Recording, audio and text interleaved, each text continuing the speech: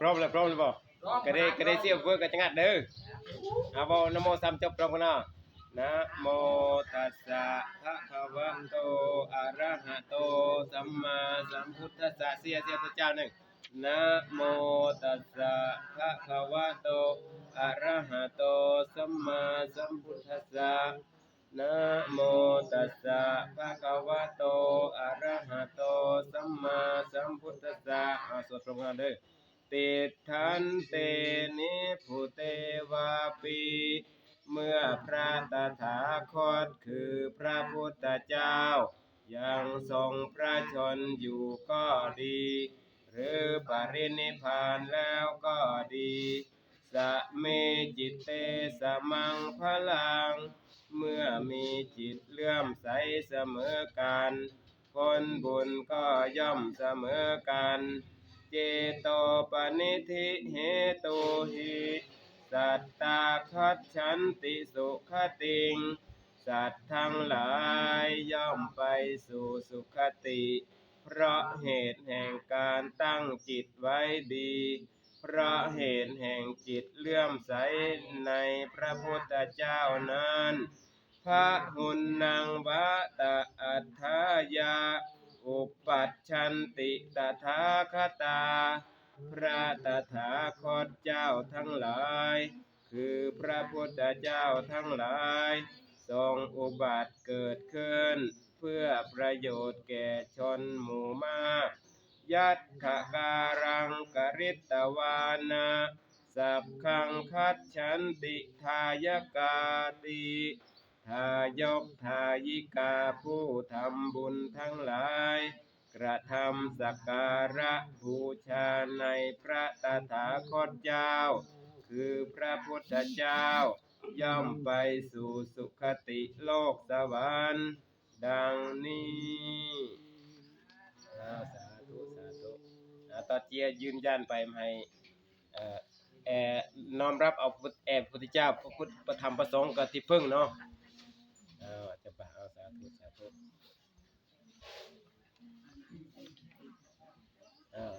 เอาไปอ่านเด้อต้องเอาไปท่องไปบอกนำก่อนเด้อยืนยันไปให้น้อมรับพระพุทธพระธรรมพระสงฆ์กับบนพึ่งบนจำปูจะป่าบูชาอันบุญกุศลเนาะในจะป่าบุญกุศลจื้อเด้เรื่องปฏิบัติก็ศีลสมาธิก็อีต่อยอดเอาว่าก่อนเด้อพุทธังสรณังคัจฉามิพุทธังสรณังคัจฉามิข้าพเจ้าขอน้อมรับเอาพระพุทธเจ้าว่าเป็นที่พึ่งที่ระลึกถึงที่กราบไหว้บูชาเพื่อให้ได้บุญได้กุศลธัมมังสรณังคัจฉามิข้าพเจ้าขอน้อมรับเอาพระธรรมว่าเป็นที่พึ่งที่ระลึกถึงที่กราบไหว้บูชาเพื่อให้ได้บุญได้กุศลสังฆังสรณังคัจฉามิข้าพเจ้าขอน้อมรับเอาพระสงฆ์ว่าเป็นที่พึ่งที่ระลึกถึงที่เคารพกราบไหว้เพื่อให้ได้บุญได้กุศลทุติยัมปิพุทธังสรณังคัจฉามิทุติยัมปิธัมมังสรณังคัจฉามิตติยัมปิสังฆังสรณังคัจฉามิแม้ครั้งที่สอง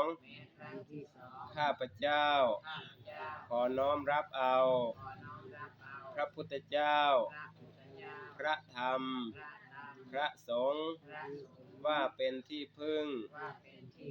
ที่ระลึกถึงที่เคารพกราบไหว้เพื่อให้ได้บุญได้กุศล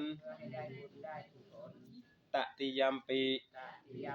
พุทธังสรณังคัจฉามิ ตติยัมปิธัมมังสรณังคัจฉามิตติยัมปิสังฆังสรณังคัจฉามิแม้ครั้งที่สามข้าพเจ้าขอน้อมรับเอาพระพุทธเจ้าพระธรรมพระสงฆ์ว่าเป็นที่พึ่งที่ระลึกถึงที่เคารพกราบไหว้เพื่อให้ได้บุญได้กุศลพุทโธเมนาโถพระพุทธเจ้าเป็นที่พึ่งของข้าพเจ้าธัมโมเมนาโถ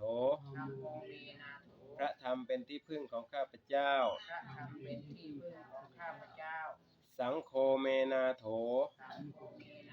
พระสงฆ์เป็นที่พึ่งของข้าพเจ้าตั้งแต่บัดนี้เป็นต้นไปตราบเท่าเข้าสู่พระนิพพานอันเป็นที่สิ้นแห่งอาสวะกิเลสเป็นเหตุให้พ้นทุกข์ในโอกาสเบื้องหน้านี้เถิดสาธุดังๆเจ้าค่ะ สาธุอนุโมทามิขอให้สำเร็จสมประสงค์เด้อถึงพระนิพพานตอนนี้ก็รูปอาทิตย์ครับก็แซงจมูกเด้อ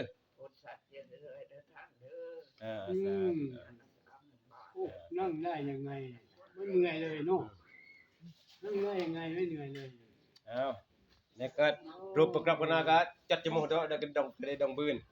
ได้บุญเยอะจริงๆเลยเพราะว่าต้องเกี่ยวคนได้ตั้งสุขภาพธาตุขันธ์แข็งแรงโดยเฉพาะคุณแม่เบิกบานนี่มาเขาเรียกว่าหล่นทับบุญหล่นทับเนี่ยก็ได้ก็เลขาจัดจมูกก็ได้บืนแล้วบืนบุญหล่นทับเลยบุญหล่นทับเลยว างลงเท่าไหร่เดี๋ยวจะมาโดยไม่รู้ตัวแล้วแม่บัวงานยงเนาะเร่งดุงเนาะเนี่ยเด้อสาธุพุทโธเมนะโธเป็นที่พึ่งทุนหาทุนเพิ่นเนี่ยนะดังแม่สมบูรณ์คนในตลอดแม่สมบูรณ์ก็ได้เกียรติโอ้ทำไม่ยกบอกนี่ได้เขาเพี้ยนตลอดขึ้นแล้วนี่นั่นน่ะกล่องโคไทยบ่สงสัยจะไปนอนเลยคืนนี้กล่องโคไทยบ่ค่านอนบ่กล่องตามันยุเนาะก็ได้ต้องคอยกับคอยแอดตลอดเนาะที่พึ่งเด้อโอ้โหสา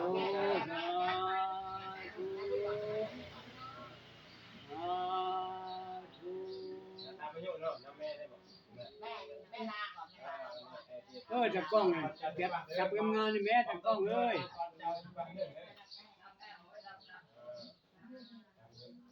มือดุงมือรูปเนาะอันนี้คนนึง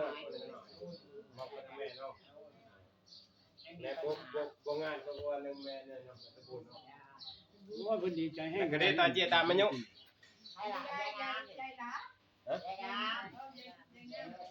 นางงามนางงามโอ้สาธุให้พ่อใหญ่เพิ่นมานำเด้อให้พ่อใหญ่สวดมนต์นำเด้อแม่บัวงามให้พ่อใหญ่สวดนำเด้อนั่นน่ะพ่อใหญ่ไม่ลงกำลังอันนั้นประกอบรอบเดียวกำลังอ่อนมาเวทีเบิ่งร้านบอกรอบตามอยู่เนาะแม่รู้ก่อนเด้อตามอยู่ก่อนแม่ทัน100เดี๋ยวตามอยู่ก่อนเพิ่นติดตามมาให้อีกอยู่ยังไม่ได้เลยแม่หนู80ใช่มั้ยอันนี้โดดร้อยโดตาเจนเนี่ยใส่กรอบบางทีโอ้แม่หนู80ยังไม่ได้เลยได้จะป้าแม่หนูจะป้าเด้อเนี่ยใส่กรอบยังยอดเลยจำใส่กรอบยังเด้อพ่อจะไปใส่กรอบให้กรอบเดี๋ยวเพิ่นกำลังเฮ็ดมาอีกเดี๋ยวต้องนอนใจเขาก็ลงทรงมาอยู่จะให้หมดเลยบ่หรือยังไงราคาละ1คนให้ดูแต่ว่าตอนนี้เขาส่งมาแล้วถึงเพิ่นให้หมอเวทเฮ็ดให้หมอเวทเฮ็ดให้หมอเวทเฮ็ดให้เดี๋ยวจะจบไปเฮ็ดให้ยังเพิ่น cáiเครื่อง ดุงก็ได้กันพุทธรูปก็เสียพุทธรูปเนาะแกก็ตัวแทนแต่ว่ารูปในที่ชัดว่าเนาะในชัดว่าได้จำแต่ว่ากรอบในที่จางเบี้ย บ่แค่มันไหนดอก มันได้พาไปเล่นในที่จาง แต่ว่ากรอบที่เขาเอาเพิ่มอีก แม่นในก่อนโอ้ยจันสมัยนะที่สแกนกับรูปเนี่ยแล้วก็จางเลย ไปทำอย่างนั้นแล้วมันไม่ชัดออกมา ต้องไปได้อันนี้สดใจแรงเนาะ สีสดใสมากเหมือน ในรูปอันเลยไอ้โกอินเดียในอาตมาจีนอินเดียเปิดก็ประทับใจแล้วก็ไอ้เจ้าฝากของหมอรูปตะเมาเนาะแกะสลักกับรูปซ้ำแรงไปรูปในเทวดาโจยแกะเลยไปนะประวัติไอ้อายุ1000กว่ากระหม่อม400กว่ากระหม่อมตอนนวบนพุทธเจ้าตรัสรู้นั่นพุทธรูปนั่นน่ะพวกอินเดีย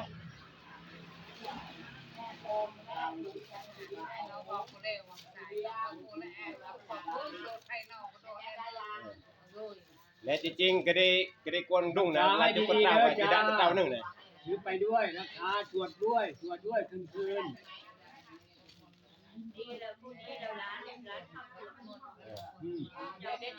แน่ๆจังงั้นบ่ดวงเตือนเด้อก็ได้จูดวงมองนำมันจะปะเสร็จจะปะบุญแต่ละโกยจุเปอเนี่ยบุญจะปะโกยคือบุญมองจวนน่ะจะปะมองบุญบาเท่าเด้มองแนะนำมาโกยแต่จะปะ มาจากนู่นแม่แดดเลย ก็ได้จำปามองจวนเนาะจำปาบุญมองบุญที่แนะนำเนาะจำปากับก็บุญมองก็สาธุนึงเนาะกับบุญนึงเลยเดี๋ยวบุญในบุญ โชค รอบ ดี ที่ ที่ ทาง ฝนไม่ตกเนาะโอ้เนาะบุญจริงๆลมพัดให้เย็นเลยเนี่ย